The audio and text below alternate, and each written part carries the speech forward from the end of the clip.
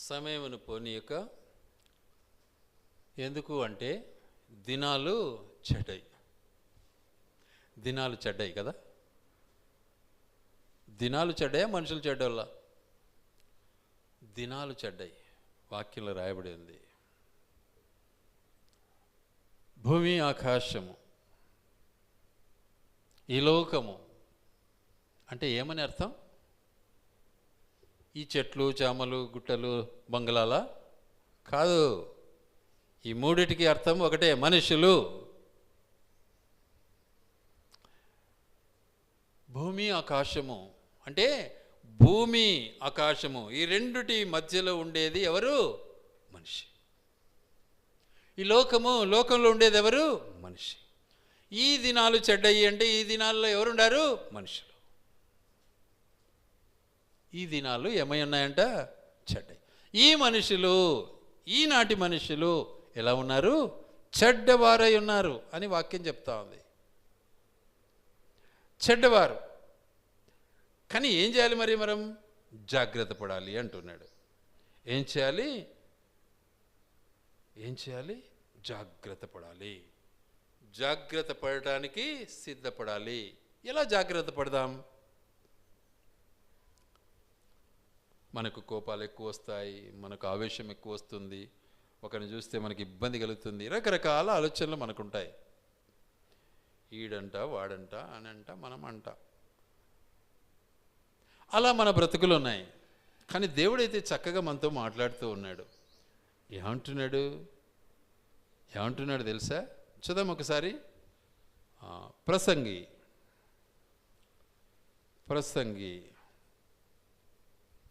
12వ అధ్యాయం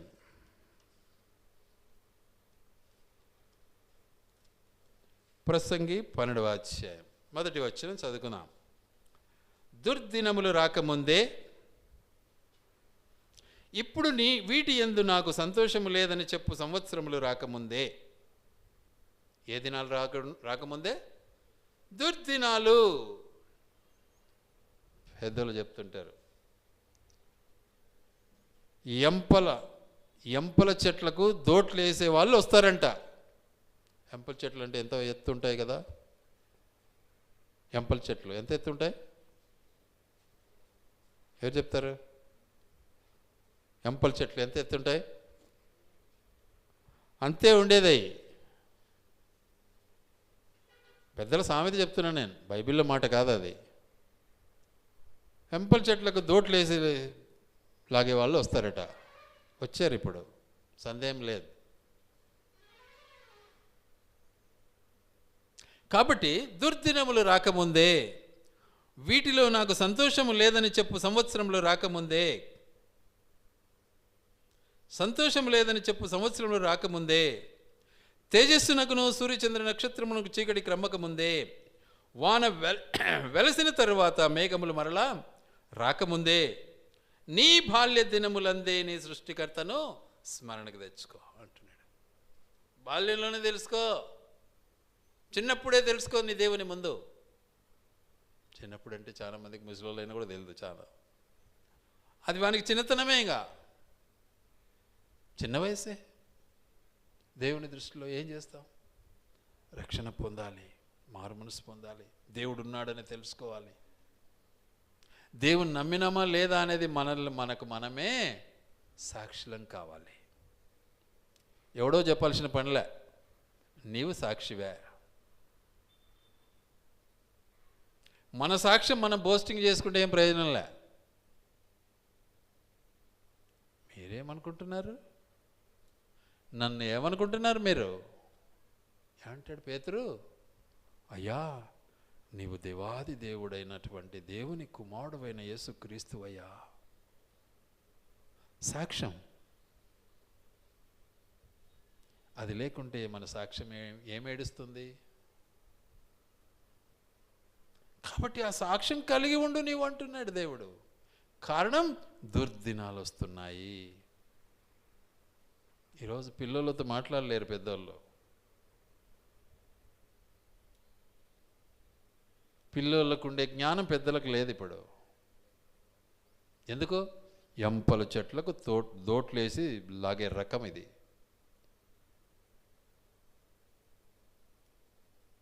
అందుకే పిల్లలతో మాట్లాడాలంటే భయం వేస్తుంది ఇప్పుడు.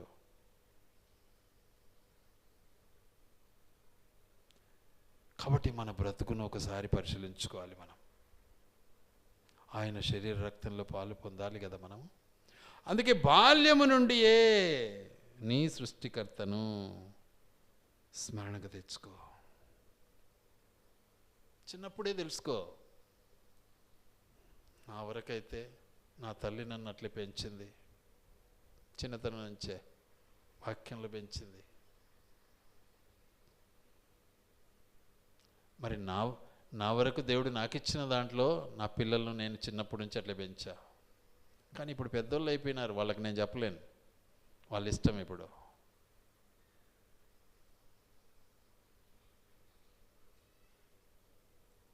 పొద్దున్న లేస్తానే ప్రార్థన, వాక్యము, ఇవన్నీ కలిగి ఉన్నటువంటి కుటుంబం ఇది. అసలు నోరెత్తేవాళ్ళు కాదు ఎవరితో కూడా. నా బిడ్డలు ఎవరితో కూడా డిస్కస్, అధికమైనటువంటి మాటలు విస్తరించి మాట్లాడేవాళ్ళు కాదు. ఈరోజు పిల్లలు చూడు ఎట్లా మాట్లాడతారు, ఎంత విపరీతంగా మాట్లాడతారు, ఎంత అతిగా మాట్లాడతారు. అదేనా మన పెంపకం? అదేనా మనం దేవుని యందు విశ్వాసం? కాబట్టి దేవుడు మనల్ని హెచ్చరిస్తూ ఉంటాడు.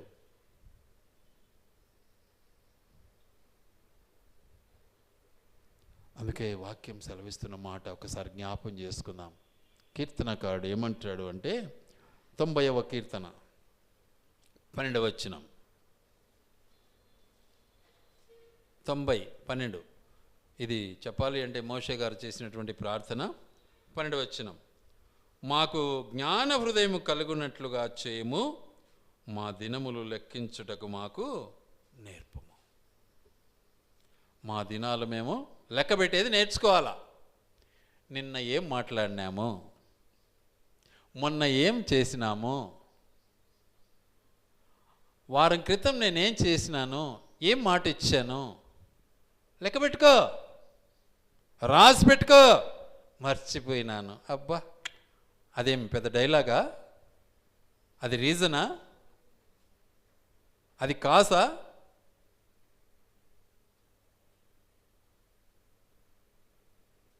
లెక్క పెట్టేది నేర్చుకో.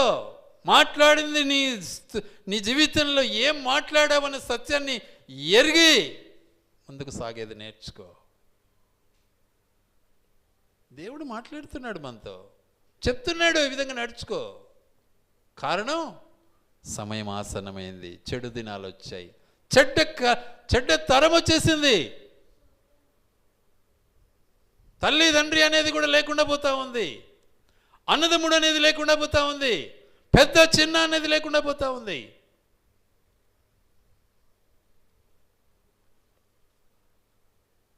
కాబట్టి దేవుడు మనల్ని హెచ్చరిస్తున్నాడు. మనము ఎలా ఉండాలి, ఎలా ఎదగాలి చాలా స్పష్టంగా మాట్లాడుతున్నాడు. లెక్కించడం నేర్పించమని అడుగు అంటున్నాడు. దేవుడు నేర్పిస్తాడు మనకు. ఆయన దగ్గరికి వెళ్ళాలి కదా మనం. అందుకే యేసుప్రభు నా దగ్గరికి రాండి, నా దగ్గరికి రా అంటాడు.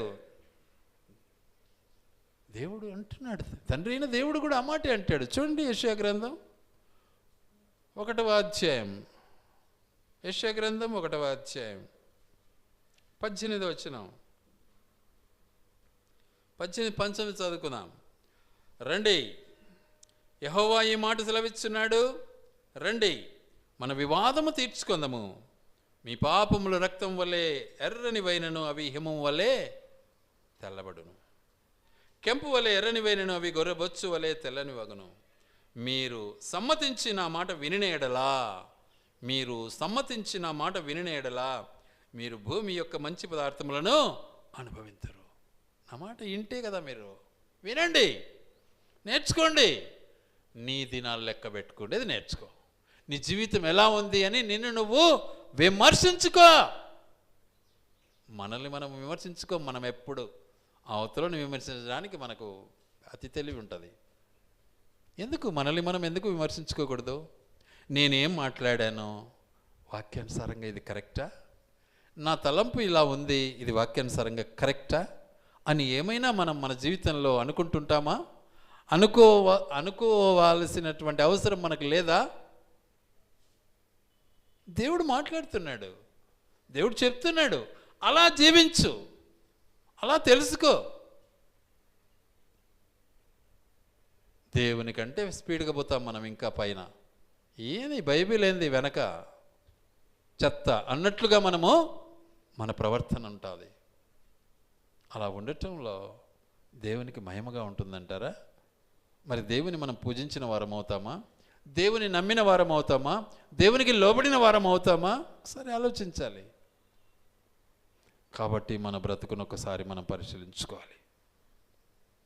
అందుకే వాక్యం సెలవిస్తున్న మాట చాలా స్పష్టంగా మాటతో మాట్లాడుతుంది. ఏమంటాడంటే, చెప్పాలి అంటే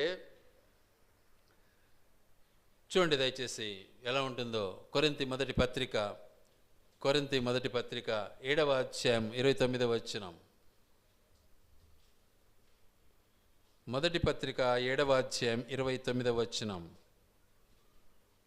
సహోదరులారా, నేను చెప్పున్నదేమనగా, కాలము సంకుచితమై ఉన్నది గనుక ఇక మీదట భార్యలు కలిగిన వారు భార్యలు లేనట్లును, ఏడ్చువారు ఏడవనట్టును, సంతోషించువారు సంతోషపడనట్టును,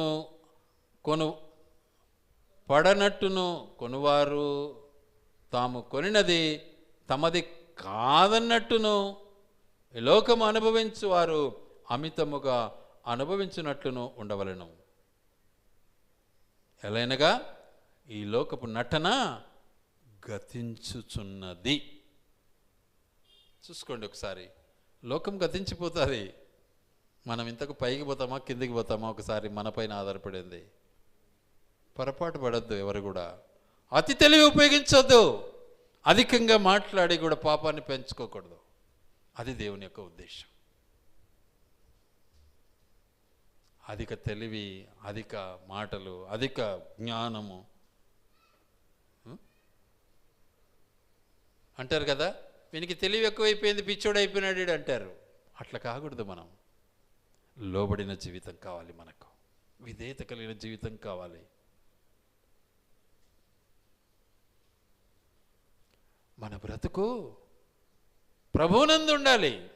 దేవుడు మనతో మాట్లాడుతున్నటువంటి మాటలు ఇవి గనుక అలా మనం ముందుకు సాగినట్లయితే మనం ధన్యులమవుతాం. అందుకే దినములు చెడ్డవి అంటున్నాడు, మనుషులు చెడ్డోళ్ళు అంటున్నాడు దేవుడే. ఈ మాట ఇప్పుడు కాదు పలికింది, ఈ మాట ఇప్పుడు అపోస్తలుడైన పౌలు గారు పలుకుతున్నారు. కానీ దేవుడు ముందే పలికాడు. ఎప్పుడు పలికాడు తెలుసా? చూద్దాం ఆ మాటను ఒకసారి. ఆదికాండం 8వ అధ్యాయం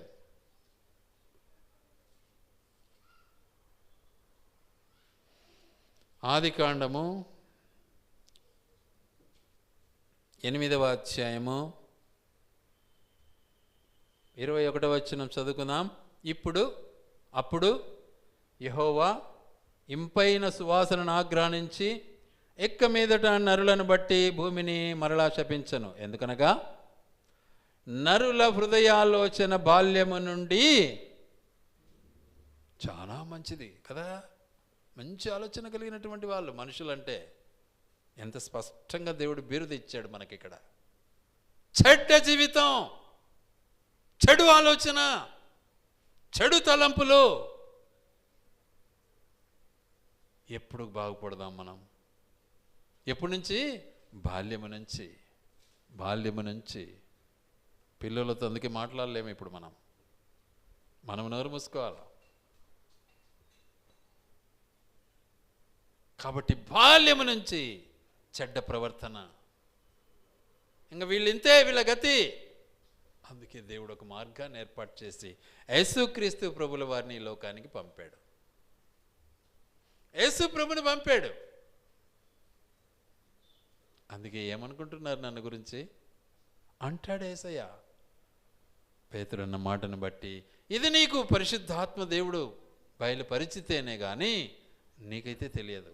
కాబట్టి ఇది ఎవరికి చెప్పొద్దిక అంటాడు. మనమైతే డబ్బా కొట్టుకుంటాం, నేను దేవుని నమ్మినాను, నేను దేవుని బిడ్డను, నా కథ చూడు. ఈ 3 మాటల్లో పాపం ఉందా లేకపోతే పవిత్రత ఉందా? పాపం ఇమిడి ఉంది.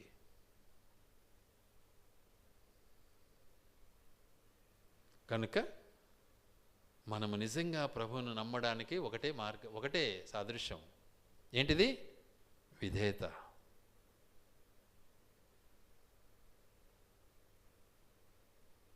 అందుకే యేసు ప్రభువుని గురించి ఒక మాట అన్నాడు అపోస్తలుడైన పౌలు గారు. ఏమంటారు?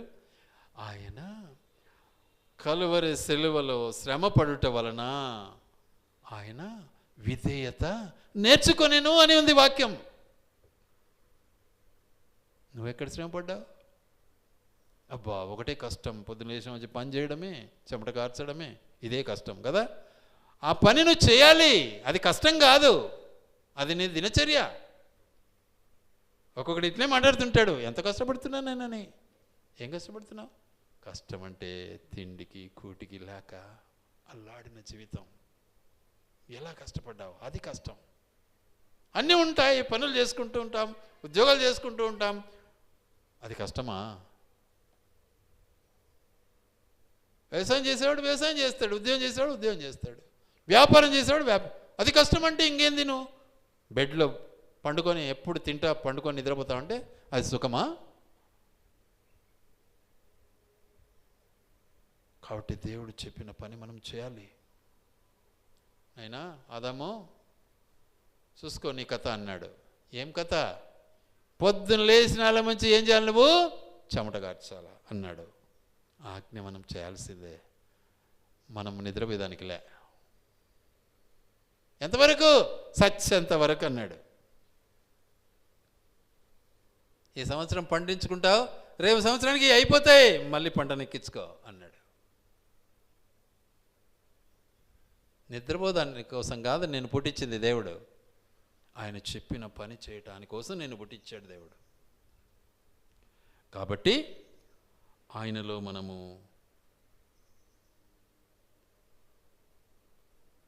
పరీక్షించబడుతూ, ఆయనలో మనము కొనసాగుతూ, ఆయనతో మనము సహవాసం కలిగి ఆయన రాజ్యానికి వారసులము కావాలి అంటే ఆయన ఆజ్ఞను పాటించాలి.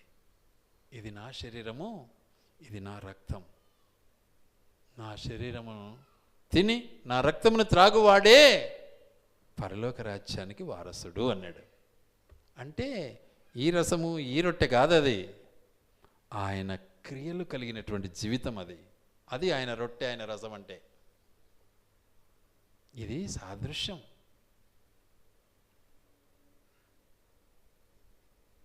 ఆత్మీయ జీవితంలో యేసుక్రీస్తు ప్రభువును పోలినటువంటి జీవితం. అందుకే అపోస్తలుడైన పౌలు గారు అంటారు, నేను క్రీస్తును పోలి నడుచుకున్న ప్రకారం మీరును నన్ను పోలి నడుచుకోండి. అందుకే గలతీ పత్రిక 2:5 అంటాడు, ఏమంటాడు? క్రీస్తు యేసునకు కలిగిన ఈ మనస్సును మీరును కలిగి ఉండండి.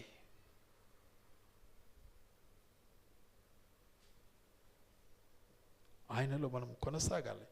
అప్పుడే మన యొక్క జీవిత గమ్యం ఆయనతో ఉంటుంది. లేకపోతే ఆయనతో కాదు మనం ఉండేది, నిత్య నరకం. అటుకి పోదాం, నరకానికి పోదామా అక్కడికి పోదామా? ఒకసారి ఆలోచించండి. కాబట్టి మనం సిద్ధపడటానికి ఏం చేయాలి? మనము ఎల్లప్పుడూ మనల్ని మనం ఏం చేసుకోవాలి? పరీక్షించుకోవాలి. మనల్ని మనం పరీక్షించుకుంటూ ముందుకు సాగాలి. అందుకే ఇక్కడ అన్నాడు, ఏమంటాడు? ఈ లోకము అనుభవించువారు అమితముగా అనుభవింపనట్టును ఉండవలెను. ఏలైనగా ఈ లోకపు నటన గతించుచున్నది. మీరు చింతలేని వారై ఉండవలెనని కోరుచున్నాను. చూసారా? చింతించకుండా ఆయన చెప్పిన మాట వింటే చింత ఉండదు, మనకు హ్యాపీనెస్ ఉంటుంది, సంతోషం ఉంటుంది, ఆరోగ్యం ఉంటుంది. అలా మనం ప్రవర్తించకపోతే అని చెప్పినట్లు రోగాలు వస్తాయి, మనకు ఇబ్బందులు వస్తాయి, ప్రాణ సంకటాలు వస్తాయి. కాబట్టి ఎవడు అయోగ్యముగా ప్రభు యొక్క రొట్టెను తినునో లేక ఆయన పాత్రలోనిది త్రాగునో వాడు ప్రభు యొక్క శరీరమును గూర్చి రక్తమును గూర్చి అపరాధి అగును. వాడు పాపి. ఆ తర్వాత ఇంకేమితాడు? అనేకులు బలహీనులను రోగులనై ఉన్నారు, చాలామందిని ఎదిరించున్నారు. అయితే మనమే ఏం చేసుకోవాలి? మనల్ని ఏం చేసుకోవాలి? విమర్శించుకోవాలి అంటాడు దేవుడు. చాలా చక్కగా ఉంది ఇక్కడ. చదవ మాటను ఒకసారి 11వ అధ్యాయం 1 కొరింథీ 11:31. అయితే మనలను మనమే విమర్శించుకొనిన ఎడల తీర్పు పొందకపోదాం. అవతలోని విమర్శిస్తే నీకు తీర్పు ఉంది, నిన్ను నువ్వే విమర్శించుకుంటే నీకు తీర్పు లేదు. చూడు ఎంత బాగుందో. ఆ పని మనం చేయం, ఆ అవతలను విమర్శిస్తాం, ఎందుకంటే మనం జడ్జిలం. వాక్యం చెప్తాంది, నేను కాదు. I'm not a judge. మన సుప్రీం జడ్జ్ యేసుప్రభు చెప్తున్నాడు. మనల్ని మనం విమర్శించుకుందాం. ఏం మాట్లాడుతున్నాను నేను ఎలా నడుచుకుంటున్నాను, నా పరిస్థితి ఏంటి, నా ఆలోచన ఏంటి? మనకు రాదు అది. గనుక మన జీవితాలను మనం సరిచేసుకుందాం. మనము ప్రభు కొరకు జీవించడానికి ప్రయత్నిద్దాం. ప్రభు మనకు మార్గదర్శి ఉన్నాడు. ఎంత శ్రమ వచ్చినా, ఎంత బాధ వచ్చినా ఏం చేశాడు ఆయన? మనతో సానుభవాన్ని వదిలిపెట్టలే. ఎంత శోధింపబడినా ఆయన మనల్ని ప్రేమిస్తూనే ఉన్నాడు. ఎవరు శోధిస్తున్నారు? మనమే. మనకంత సహనం ఉందంటారా? సంపాదించుకుందాం. ప్రభువులో మనకు సంపాదించుకోవచ్చు. సొంతంగా అయితే రాదు, అది ప్రభు ఇస్తాడు. ప్రభు వైపు చూస్తే తప్పకుండా ఇస్తాడు. అందుకే అంటాడు హెబ్రీ పత్రిక 12:1-2 అంటాడు. ఏమంటాడు? మన ఎదుట ఉంచబడిన పరుగు పందెములో ఓపికగా పరిగెత్తాలి. మన ఎదుట ఉంచబడిన పరుగు పందెములో ఏం చేయాలి? మనము ఓపికగా అంటాడు. చూడండి దయచేసి. ప్రతి భారమును సులువుగా చిక్కులు పెట్టి పాపమును విడిచిపెట్టి విశ్వాసమునకు కర్తవ్య దాన్ని కొనసాగించువాడైన యేసు వైపు చూచుచు మన ఎదుట ఉంచబడిన పందెములో ఓపికగా పరిగెత్తుదాము. ఆయన తన ఎదుట ఉంచబడిన ఆనందం కొరకై అవమానమును నిర్లక్ష్య పెట్టి సిలువను సహించి దేవుని సింహాసనం యొక్క కుడి పార్శ్వమున అవమానాన్ని సహించాలి.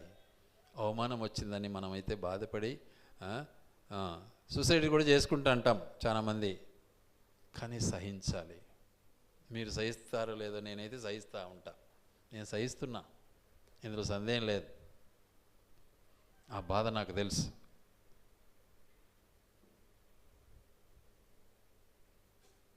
ఆ తర్వాత ఇంకేమన్నాడు అక్కడ? పాపమును విడిచిపెట్టి సులువుగా. ఇదెంతలే, అదేముందిలే, అదెంతలే.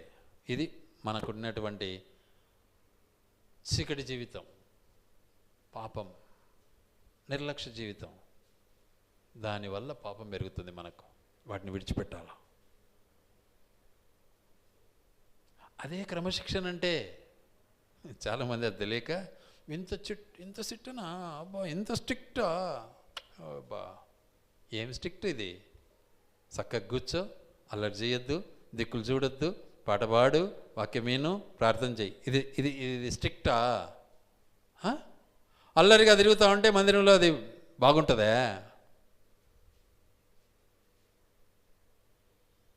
ఉదాహరణ చెప్తున్నా నేను.